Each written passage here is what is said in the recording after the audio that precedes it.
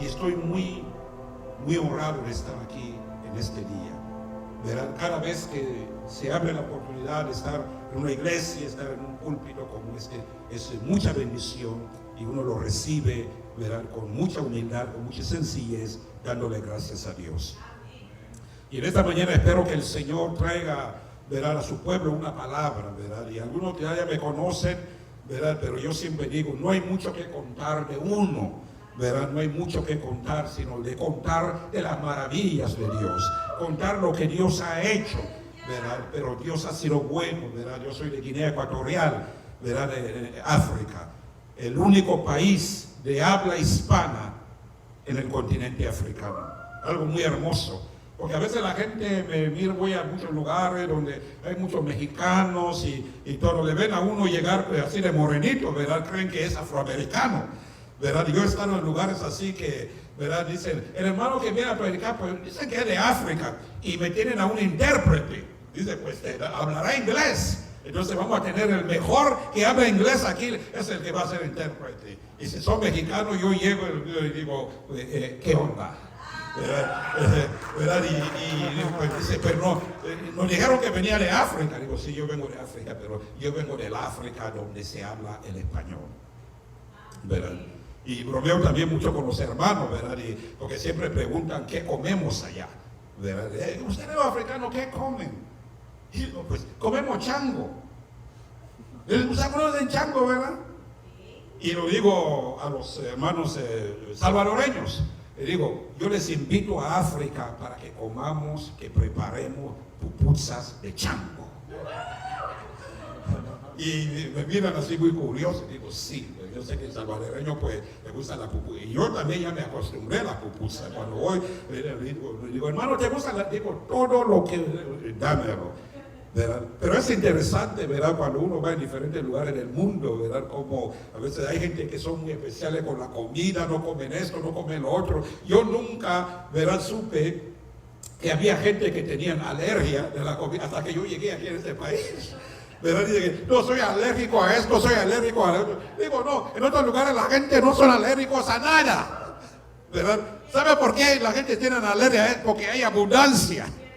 ¿Verdad? Cuando no hay abundancia, dice, yo soy alérgico a eso, entonces te va a morir de hambre, porque esto no es lo que hay. ¿Me entiendes? Entonces, digo, wow, qué bendición en los Estados Unidos, mucha comida. Pero en ese día, ¿verdad? Vamos a compartir la palabra de Dios juntos. Y, hermano, cuando empezó la pandemia ¿verdad? Y durante ese periodo del 2020, ustedes conocen por ahí, en vez de febrero, marzo del 2020, cuando empezó todo eso de la pandemia, algo que el mundo no había visto, ¿verdad? Yo creo la historia dice que había pasado 100 años en la historia moderna que no se había vivido un tiempo así con una pandemia, ¿verdad? Que era algo de una magnitud global. Entonces eso trajo mucha confusión, trajo mucho miedo, trajo mucho temor, ¿verdad? Y hubo una devastación muy grande, muchos países, ¿verdad? La economía de muchos países fue devastada, murieron bastantes personas. Es decir, que esta pandemia prácticamente tocó todos los países del mundo. No hay ningún país en el mundo que no sintió el efecto negativo de la pandemia. Pero yo quiero creer, de la misma manera que esa pandemia, ¿verdad?, afectó al mundo de la manera tan negativa, yo quiero creer también que la palabra de Dios en ese tiempo, a través del Espíritu Santo, también quiere tocar las naciones, quiere tocar los pueblos, ¿verdad? ¿Para qué? Para que las naciones vengan a Cristo, que las naciones, ¿verdad?, conozcan de esta palabra. Hermano, Dios está haciendo algo grande. Muchas veces queremos como enfatizar lo que el diablo está haciendo. Dios está haciendo algo grande. Y es algo que usted y yo tenemos que meternos, porque esa pandemia nos ha mostrado de que, ¿verdad?, cualquier cosa puede pasar en cualquier momento. Que ese mundo no gobierna, ese mundo no tiene control. Hay alguien que controla, porque aún los gobiernos más poderosos estaban confusos, no sabían qué hacer. Pero Dios está en control. Servimos al que está en control de todas las cosas. Y qué maravilla que nosotros estamos donde estamos hoy por la misericordia de nuestro Señor Jesucristo. En la palabra del Señor, en el libro de Primera de Reyes, capítulo 17, Era un acontecimiento, ¿verdad?, impactante en la historia del pueblo de Israel. Primera de Reyes, capítulo 17. Era un momento de sequía. Nosotros entendemos lo que es la sequía. Aquí en Texas, ¿verdad?, y a veces ha habido años donde ha habido poca lluvia y ha habido sequía.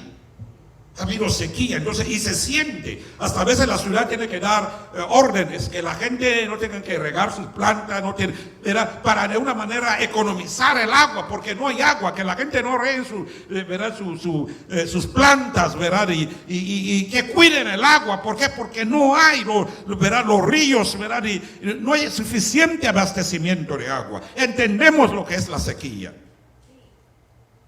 Aquí nos habla de un personaje, verán, muy conocido, el profeta Elías. Elías le tocó profetizar en un momento histórico, en un momento decisivo en la historia de Israel. Cada profeta ocupó su puesto en el momento que Dios lo llamó. Cada uno desempeñó su función dentro del contexto que Dios lo llamó. Y todos destacaron en su momento. Aquí estamos viendo a un profeta profetizando en un momento en que gobernaba un rey con el nombre de Acab. La Biblia describe a Acab como el peor de los reyes que gobernaron. No es un buen puesto tener. Cuando dicen que era el peor, al menos que digan que uno de los mejorcitos al menos, pero el peor de los reyes. ¿Por qué? Porque no tuvo temor de Dios. ¿Por qué? Porque él desafió a Dios en muchas ocasiones. La ira de Dios vino sobre el pueblo. Acab hizo una alianza. Muchas veces los reyes, para poder consolidar su trono, hacían alianzas con otros reinos. Acab se casó con la hija de otro rey, un país pagano. Jezabel vino a Israel, pero no vino sola, trajo la idolatría. Y como consecuencia se empezó a levantar altares, templos en honor a Baal. Y eso trajo la ira de Dios. El pueblo de Israel, un pueblo monoteísta, un pueblo que nomás conocía a un solo Dios, el Dios creador. Ahora ese pueblo se estaba inclinando delante de estatuas. Trajo la ira de Dios. Y Dios le envía al profeta para que fuera a ver al rey y le dice: así ha dicho el Señor. A veces la soberbia, en este mundo moderno en que vivimos, por los avances tecnológicos y armamento y todo, muchas veces los países, ¿verdad?, desarrollados, a veces puede haber una actitud de arrogancia diciendo: mira lo poderoso que somos y dónde hemos llegado. Pero en un segundo Dios puede derrumbar todo eso. En un segundo Dios puede eliminar todo eso, porque Él tiene la última palabra. Le dice a Acab, Elías le dice a Acab que no va a llover. Dice: no va a llover hasta que yo lo diga. Era un desafío. Pararse delante de un rey como Acab y decirle esas palabras era algo de valiente. Porque Acab, como muchos de los reyes de la época, eran absolutos. Eran gente de poder y no tenían que consultar a nadie. Y le dice: no va a llover. No va a haber lluvia como consecuencia de la maldad, de la idolatría. Dice: no va a haber lluvia como castigo de parte de Dios. Y Dios le dice en el capítulo 17, verso 13, Primera de Reyes, le dice: apártate de aquí y vuélvete al oriente y escóndete en el arroyo de Kerith, que está frente al Jordán. Y le dice el Señor con instrucciones específicas. Dios es específico. Muchas veces nosotros queremos hacer las cosas de nuestra manera. Dios es específico, y cuando Él da instrucciones de una manera específica, se tiene que hacer de la manera que Él dice. Le dice al profeta, dice: levántate, vete al arroyo de Kerith. Ahora estamos hablando de sequía, hermano. De sequía, arroyo es un río, un riachuelo, ¿verdad? Arroyo, no había agua, todos los embalses estaban secos, pero Dios sabía donde había un arroyo que tenía agua. Y ahí es donde envía al profeta. Dice: al arroyo de Kerith, específicamente a ese lugar le envía. Dice: ve ahí al arroyo de Kerith. Dice: quédate ahí. Dice: beberás del agua del arroyo. Porque no había agua en el pueblo. Había necesidad. El agua es muy importante. Una de las ventajas que a veces vivir en un país como este, ¿verdad? Uno está acostumbrado, los niños, así, ¿verdad? Estar acostumbrado a tener agua. Tal. En otros lugares del mundo, y yo me acuerdo de niño creciendo, ¿verdad? Tuvimos que ir a buscar agua a una larga distancia, con cubos. Antes de ir a la escuela en la mañana, lo primero que se hacía era ir a buscar agua. No era que el agua está aquí, ¿verdad? Una distancia de aquí al estacionamiento. No. Hay que ir a una distancia, ¿verdad? A veces allá usamos kilómetros, pero en millas, para ir a buscar agua. ¿Por qué? Porque el agua es esencial. El agua es importante. Aquí estamos acostumbrados a abrirse el grifo, pues sale agua. Y uno, pues, ¿verdad? En otros lugares hay que economizar el agua porque no hay. ¿Verdad? Aquí uno quiere lavar un vaso y abre el grifo y puede usar 3-4 galones de agua. Lo va para lavar un vaso. En otros lugares no. Cada gota es importante. ¿Por qué? Porque se va a traer a una distancia larga. No había agua que beber, pero había un arroyo que tenía agua. Y Dios le dice al profeta, vete ahí y quédate ahí. Beberás del agua. Pero no solamente bebes del agua, pero tienes que comer también. Dice, beberás del arroyo, y yo he mandado, en el versículo 4, yo he mandado a los cuervos que te den ahí de comer. Wow.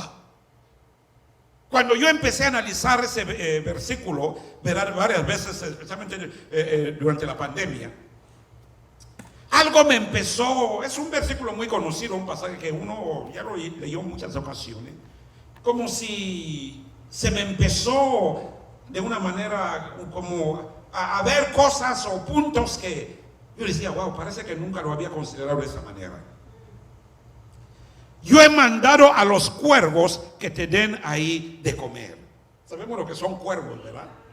Son unos pájaros. Yo les he ordenado, ¿para qué? Para que te den ahí de comer. Y él fue e hizo conforme a la palabra de Jehová, pues se fue y vivió junto al arroyo de Querid, que está frente al Jordán. Ahí se fue, porque ahí Dios le mandó. Dice, y los cuervos le traían pan y carne por la mañana, y pan y carne por la tarde, y bebía del arroyo. Le traían pan y carne. La pregunta es, ¿dónde lo sacaban? ¿Dónde sacaban? Si ahora mismo, suponte que está ahí fuera, o está delante de tu casa, en el patio ahí, y viene un pájaro con un trozo de pizza, te lo trae y te lo pone ahí, ¿lo vas a comer? Si el pájaro viene y trae, verán, un muslo de Kentucky Fried Chicken y te lo pone ahí, un muslo, puede ser muslo, pechuga o lo que sea, ¿lo vas a comer? Porque se me harán, ese pájaro, ¿dónde ha traído? ¿Dónde lo ha sacado? ¿Sabe? Cuando hay hambre no se hacen muchas preguntas. ¿Me entienden? Cuando hay hambre no se hacen muchas preguntas, ¿verdad? Se come cuando hay hambre. Allá decimos que cuando hay hambre, ¿verdad? La buena hambre dice, no hay pan duro, ¿verdad? Es un dicho. Es decir, que cuando hay hambre, aunque el pan esté duro, ¿verdad? Sabe como el pan que viene de la panadería por el hambre. Una de las cosas que me fascinó cuando yo recién llegué en ese país la primera vez era, por ejemplo, con las mamás y los niños. A veces las mamás pobrecitas, ¿verdad? Vienen del trabajo, tienen que cocinar y preparan el arroz, los frijoles, lo que sea. Y llaman a los niños para que coman. Le llaman a Junior, Junior, ven a comer. Junior, ¿qué vas a comer? ¿Arroz? No. ¿Quieres frijoles? No. ¿Quieres un poco de...? No. Junior, ¿qué quieres? Chicken nuggets. Junior quiere chicken nuggets de McDonald's. Alguien tiene que ir a McDonald's. ¿Por qué? Porque es lo que Junior quiere chicken nuggets. No quiere ni arroz, no quiere frijoles, pupusa, ni taco. No quiere nada. Quiere chicken nuggets. A veces las mamás tienen como de una manera como pedir, hasta sobornar. Oh, si comes un poco te voy a dar ese juguetito que te quiere. Digo, déjale a Junior. Junior no tiene hambre. Déjale, no tiene hambre. Porque si tuviera hambre, no se le va a comer. Va a comerse lo que le ponga. Entonces yo he visto lugares donde decimos allá a veces cuando vemos, parece que los platos parece que tienen patas.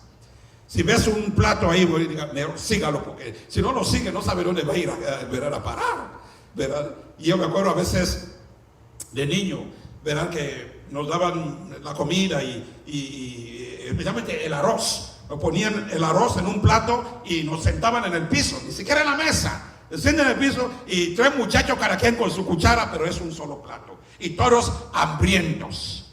Ahora es como diciendo, sálvase quien pueda, ¿verdad? Es decir, tiene tu cuchara y está, ¿verdad? Ni siquiera está masticando, está tragando, porque aún después hasta los granos que cayeron, ¿verdad? Al que no quiere levantar, porque así era de hambre.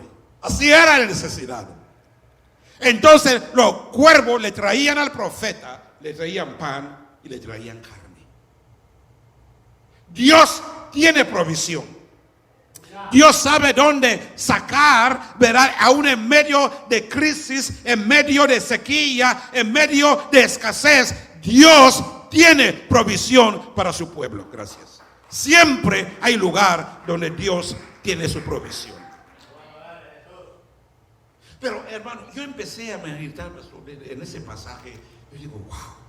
Ahora que vino la pandemia y todo el encierro, la gente estaba en sus casas, se hizo muy popular eso de entrega de comida a domicilio. Yo creo que las aplicaciones ahí como DoorDash, como Uber Eats, y todo eso suena muy familiar. ¿Por qué? Porque la gente de su casa quiere comer tu comida favorita nomás, es ir a la aplicación y te lo traen. Hay gente que conocen el número de Domino's Pizza, lo conocen de memoria por tanta pizza que ordenan. Entonces, hermano pastor, yo mirando ese pasaje, ¿verdad? Analizando, ¿verdad? Se me vino algo en la mente. De repente digo, wow. Dios es el que inventó la entrega de comida a domicilio. El profeta Elías fue el primero que recibió comida a domicilio. No fue por un vehículo, porque no había vehículo en ese tiempo. Dios usó unos cuervos. Y ¿sabe lo que me llamó la atención? Porque ahora dicen que Amazon está haciendo un experimento que muy pronto empezarán a hacer, verán, las entregas de paquetería a través de drones. Los drones, que usted ordena algo, viene un dron delante de tu puerta y pone el paquete y se va. El dron, ¿qué es? Es un objeto volador. Tiene alas como el pájaro. Digo, Dios, miles de años atrás, mira lo que Dios hace. ¿Quiénes son los dueños de Uber Eats? ¿Quiénes son los dueños de DoorDash? No, yo me imagino que no son gente de iglesia. Pero la idea aquí está, en la Biblia. ¿Por qué un cristiano no creó algo así similar? Que ya está en la Biblia. Entonces empecé a decir, mira lo ingenio que es Dios, lo creativo que es Dios, que muchas de las cosas que ven, o sea, hay principios bíblicos que de años atrás Dios era como nosotros tenemos que abrir nuestros ojos. Digo, wow.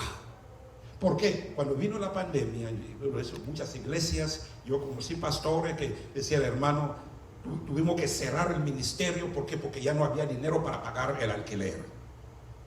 Porque no había reuniones, no había servicio, 1 mes, 2, 3 meses, pues la gente de sus casas pues no mandan dinero a la iglesia y tuvieron que cerrar. ¿Por qué? Porque ya no podían pagar el local y muchos de esos ministerios tristemente no han vuelto a abrir. ¿Por qué? Por falta de fondos. Pero ¿sabes quiénes hicieron dinero durante la pandemia? Amazon, por la entrega de paquetería y de todo. DoorDash, todos esos negocios que se tratan de entregar hicieron bastante dinero. ¿Por qué? Porque la gente dice, si yo no puedo salir, que me lo traigan.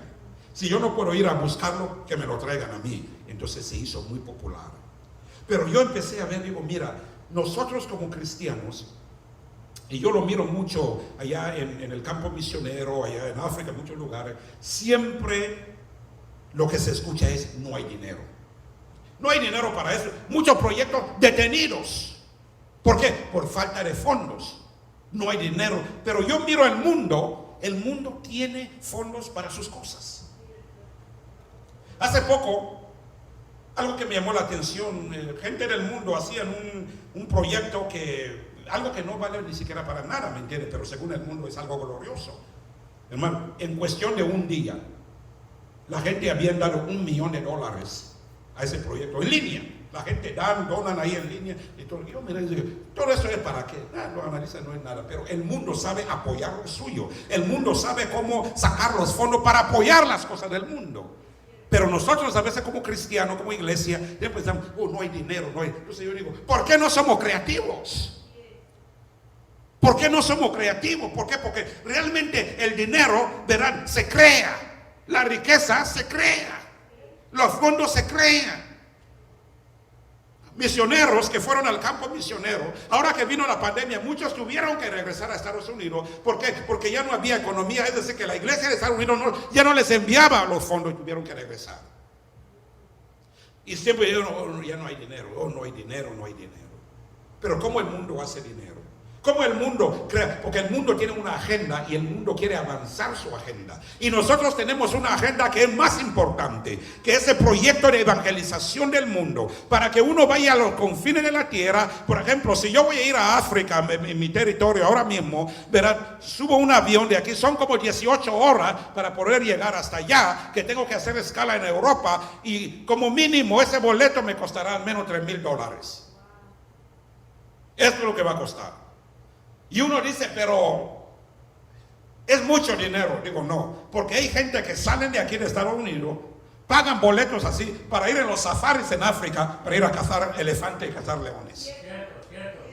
Digo, ¿cómo alguien paga ahí en África para ir a cazar león? Paga tanto, porque para recreo. ¿Qué beneficio tiene eso? Nada. Pero para que nosotros podamos llevar el evangelio, muchas veces se dirá, porque a veces la gente me pregunta, hermano, ¿cuánto cuesta para ir a esa tierra? Cuando les digo, a veces como se les anima, dice, pues entonces el número se ve muy grande.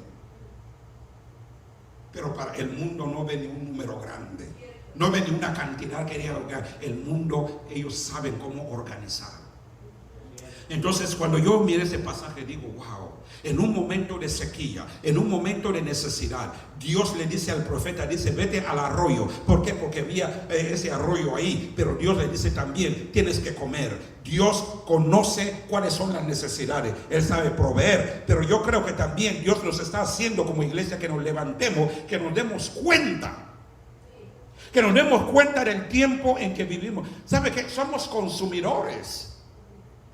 Una de las cosas aquí en ese país, la gente consumimos bastante, la iglesia, los cristianos, consumimos, todos vivimos en un país de mucho consumo. La gente come y todo, pero después de la iglesia, como ahora, termina el servicio, verán, lo primero que escucha es, ¿dónde vamos a comer? ¿Dónde vamos?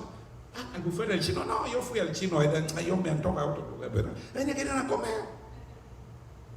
¿Por qué? Porque nadie quiere ir a la casa a cocinar.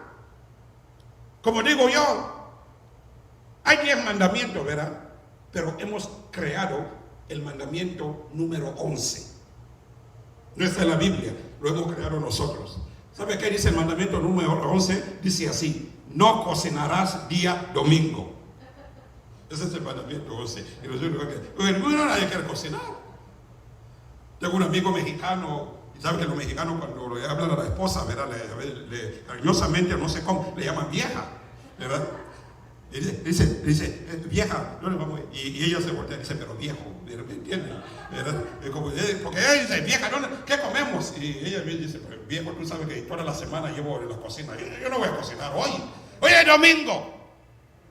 Que vayamos a otro lugar, al Golden Corral, a Lubis, o en otro lugar. Porque la gente quiere comer. La comida es importante.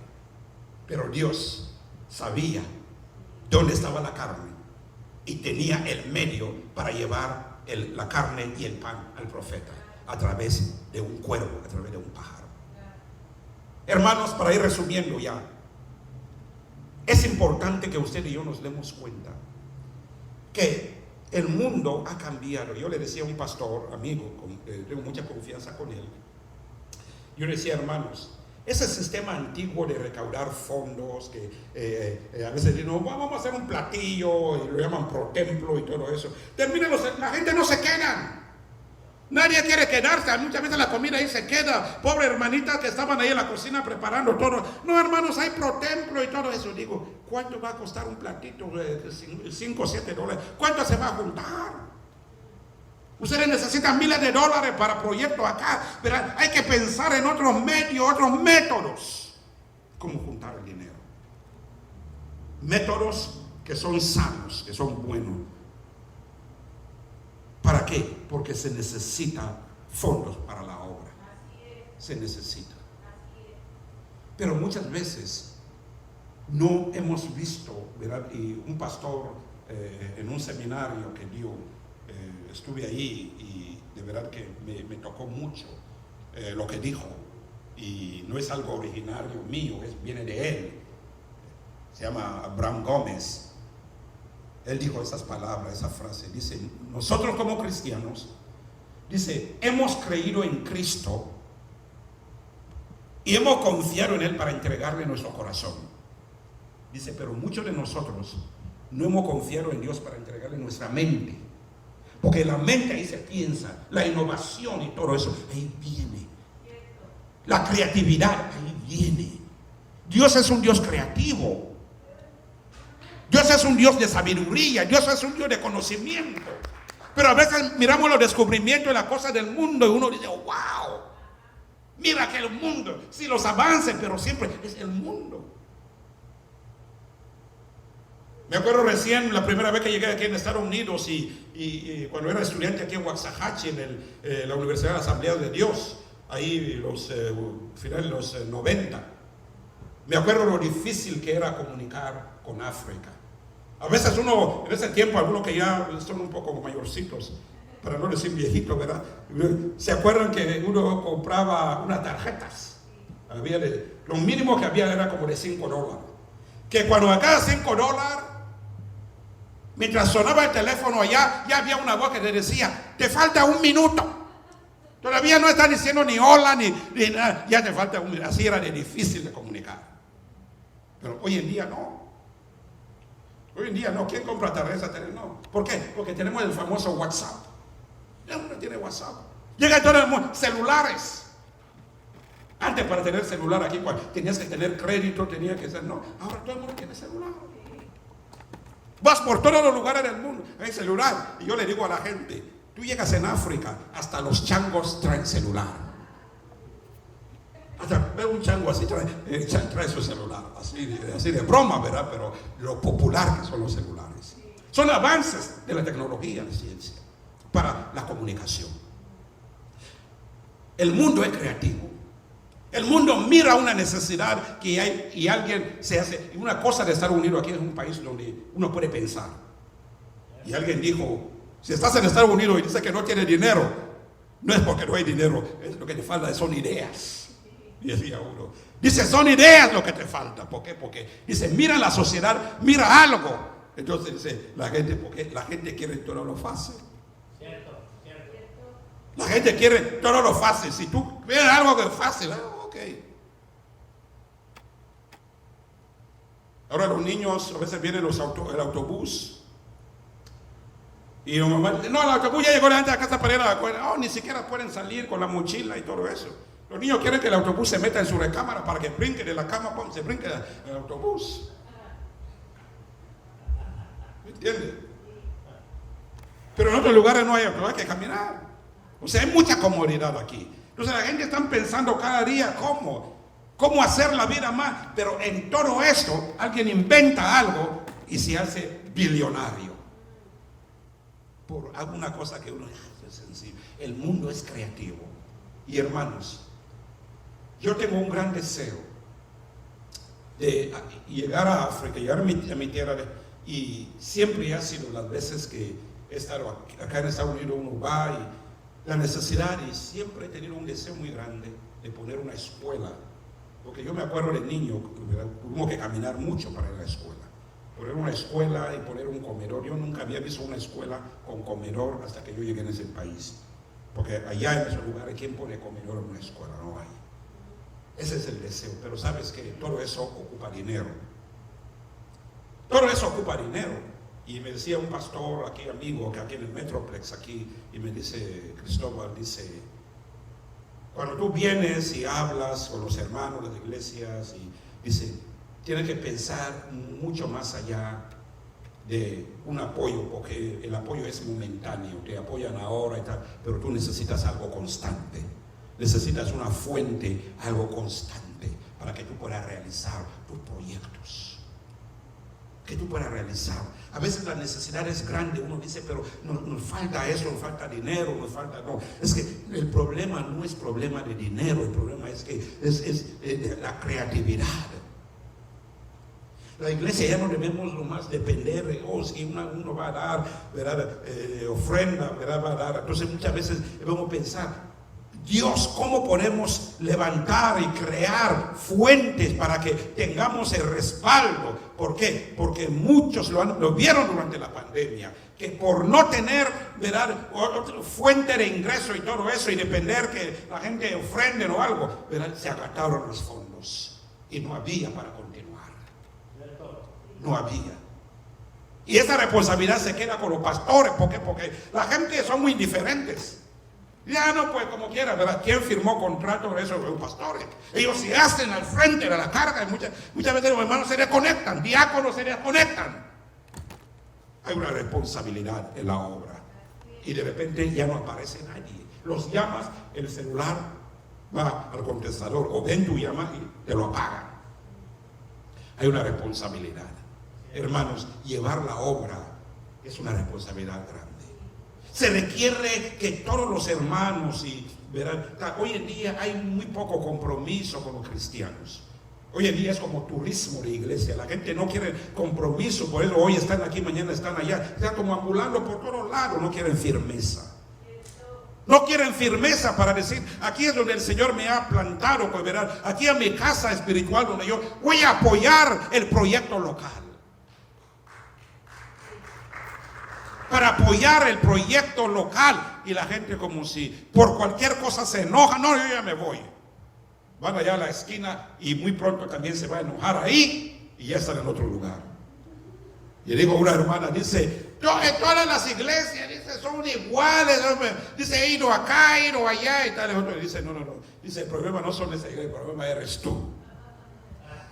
El problema es usted. ¿Por qué? Porque para que algo esté mejor, nosotros tenemos que hacerlo mejor.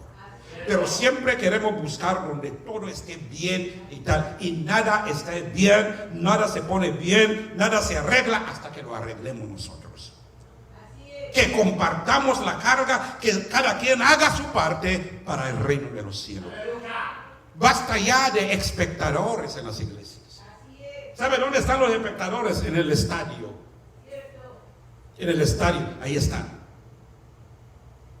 Yo leía algo que ocurrió aquí en la zona de Dallas, verán que dicen que durante la pandemia, yo creo que fue en el 2020 o 21, en plena pandemia, que vino aquí en Arlington, aquí en el, verán ahí, de AT&T, ahí en el estadio ahí de Arlington, el famoso boxeador mexicano Canelo Álvarez, vino a boxear aquí.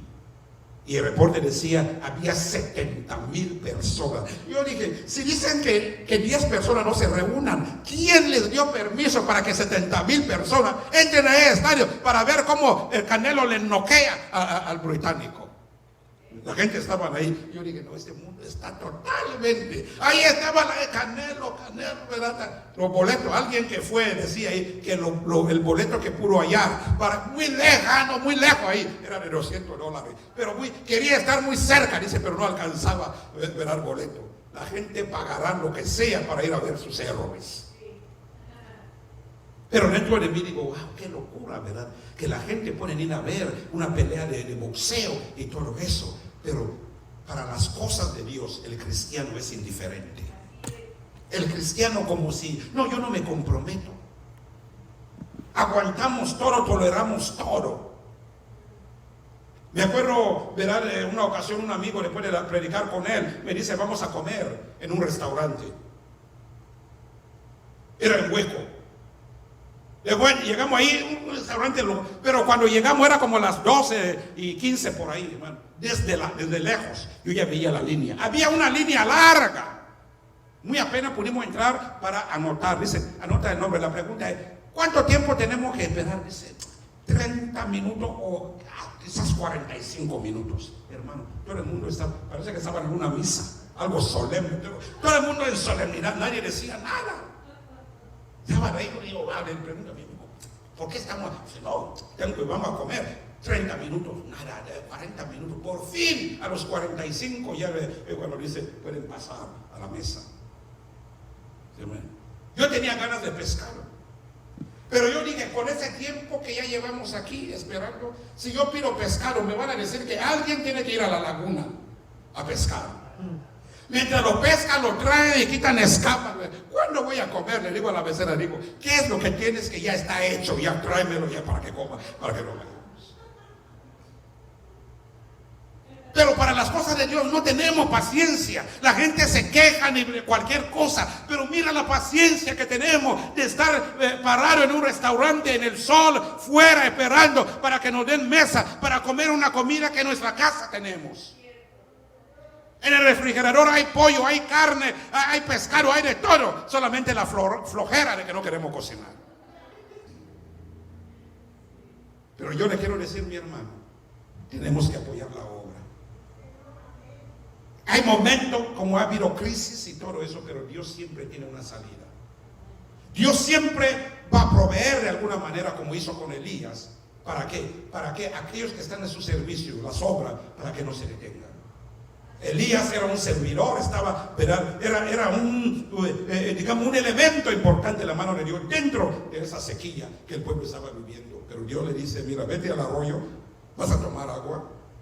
Aún cuando el arroyo se secó, Dios le dice, levántate, vete a Sarepta de Sidón.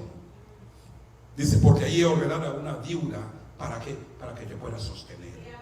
Dios tiene una manera de hacer la cosa. Porque a veces cuando hay necesidad, estamos esperando que el rico, que la persona empresaria y todo eso, que nos dé, porque queremos quitar. Pero Dios no le envió al profeta a la casa del rico de Sarepta, digo, a la casa de la viuda. Una viuda, si alguien pasaba necesidad, era la viuda. Si alguien tenía carencia de recursos, era la viuda. Pero ahí es donde Dios le plació enviar al profeta. Dice, yo he dado órdenes a una viuda para que te pueda sostener. Aún del polvo, Dios es capaz de levantar recursos. Todo lo que usted y yo tenemos que hacer es poder ver el tiempo en que estamos y decir, Dios envió a los cuervos para que llevaran pan, que llevaran carne al profeta.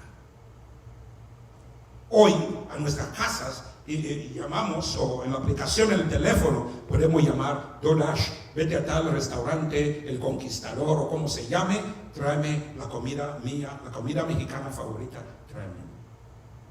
Puede llamar a Domino Pizza, a ver, tráeme de pepperoni con un galón de Coca-Cola, porque siempre cuando se pide pizza, Coca-Cola no falta.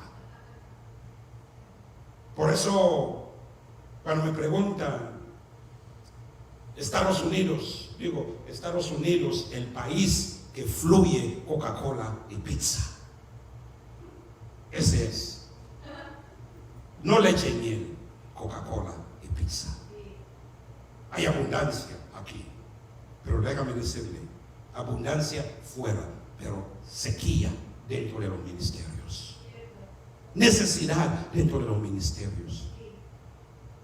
¿Por qué? Porque muchos, así como creyentes, que todos nosotros, miembros de las iglesias, somos muy indiferentes. Nuestros recursos los metemos en otros lugares y no para apoyar la obra de Dios. Es totalmente aceptable que uno maneje un buen vehículo del año, que viva en mejor colonia y todo, que viva una vida cómoda si tiene los medios. Pero no olvides de este Dios que te sacó de la nada. Ese Dios que te levantó. Cuando tú, alguno quizás de inmigrante, estaban en sus países, en su rancho, donde ni siquiera podía comprarle una bicicleta. Y hoy Dios te ha bendecido tanto Y muchas veces queremos de una manera retener todo para nosotros. Y Dios dice, no, que seamos generosos. Si tú eres miembro de esta iglesia, yo le quiero animar que aquí en este lugar donde yo te he puesto, que tú seas fiel aquí en este lugar, que tú colabores, que tú seas una persona constante, porque hoy tenemos gente que llegan hoy, mañana no llegan y todo. Sean constantes. Yo cuando estoy en la 35 yendo para Hueco, ya en la entrada de Hueco, ¿verdad? Hay una iglesia, salón de rey de los testigos de Jehová. Ya lo tengo ya de costumbre, casi siempre cuando ya estoy acercándome ahí, hermano, ¿verdad? Como pasé ahí como el jueves, ¿verdad? Siempre mis ojos van hacia el estacionamiento. Era un jueves, que es entre semana. Yo creo que es día de estudio bíblico para ellos o algo. Hermano, el estacionamiento estaba lleno. Lleno, pasas ahí un domingo, está lleno. Dentro de mí digo, pero el domingo está lleno, el jueves o cualquier otro día está lleno. ¿Por qué? Porque esta gente no faltan a sus compromisos. Tal vez falte una familia por X razones y todo, pero el 99% de ellos están ahí. Pero nosotros, vengo del trabajo, soy muy cansado. Ellos también vienen del trabajo. Ellos también están cansados, pero ellos están entregados a una causa de sembrar una doctrina errónea, una doctrina falsa. Y usted y yo presumimos tenemos la sana doctrina y no somos capaces de poder difundir aquello que decimos que creemos. ¿Cuántas veces los testigos de Jehová te han tocado la puerta? Pero la pregunta es, ¿cuántas veces usted les ha tocado la puerta a ellos? Tenemos que hacer un trabajo ahora que esta pandemia prácticamente hay apertura. Yo ya no veo a nadie con máscara. Yo creo que los que tenían el negocio de la mascarilla ahora están yendo a la bancarrota. No sé por qué, ya ni llevan máscara. Fue un buen negocio por un buen tiempo, porque máscara. Yo no veo a nadie con máscara. Es decir, que ahora es momento de la realidad. Yo le invito y yo le animo, mi querido hermano, que tomemos las cosas de Dios con seriedad y que podamos ser gente decisiva y gente comprometida con la obra del Señor. Estamos en un momento decisivo y cada día estamos viendo que el cumplimiento de las profecías bíblicas se están cumpliendo delante de nuestros ojos. En cualquier momento alguien dijo, llevo 20 años en la iglesia, dice, desde el primer día escuché al pastor predicando un mensaje que Cristo ya viene, y dice 20 años después, pastor llega a predicar el mismo mensaje, porque en la cronología de Dios no es la misma cronología de nosotros. Pero que Él va a venir, este mundo va a llegar al fin, y esta mañana en la escuela dominical el pastor estaba hablando del fin de los tiempos. Eso es una realidad. Que trabajemos a fin de que que podamos salvar la mayor número de gente que podemos. Porque el infierno, Satanás quiere llevar almas, porque él no quiere estar ahí solo. No quiere estar ahí solo. Si podemos entender lo que es el infierno, estaríamos en la calle, en las plazas, en los barrios, casi implorando, pidiendo a la gente de que por favor deje, entrégale a Cristo, porque estamos hablando de eternidad. No son 70 años que uno vive, es eternidad, pasar toda una eternidad en el infierno, cuando Cristo vino a dar buenas nuevas, entregó su vida, pagó el precio de nuestros pecados. Póngase de pie en este